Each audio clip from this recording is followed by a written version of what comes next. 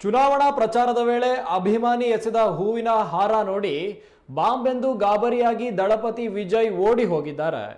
ದಳಪತಿ ವಿಜಯ್ ಅವರು cycle ride ಮಾಡ್ತಾ ಇದ್ರು.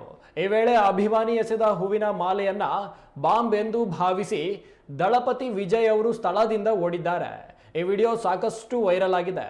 ದಳಪತಿ ವಿಜಯ್ ಅವರು ಕನ್ಯಾಕುಮಾರಿಯಲ್ಲಿ ಚುನಾವಣಾ ಪ್ರಚಾರದಲ್ಲಿ ಭಾಗಿಯಾಗಿದ್ರು. ಇನ್ನು ಈ ವೇಳೆ ಅವರು ಹೈವೇಲಿ ಸೈಕಲ್ ರೈಡ್ ಮಾಡ್ತಾ ಇದ್ರು. ಸಾಕಷ್ಟು ಅಭಿಮಾನಿಗಳು ಕೂಡ ಅವರ ಕಡೆಗೆ ನುಗ್ಗುವ ಪ್ರಯತ್ನ ಮಾಡ್ತಾ ಇದ್ರು. ಇವರೆಲ್ಲದರಿಂದ ತಪ್ಪಿಸಿಕೊಂಡು ವಿಜಯ್ ಅವರು ಸೈಕಲ್ ರೈಡ್ ಮಾಡುತ್ತಾ ತೆರಳುತ್ತಾ ಇದ್ರು. ಆ ಸಂದರ್ಭದಲ್ಲಿ ಈ ಘಟನೆ ಸಂಭವಿಸಿದೆ.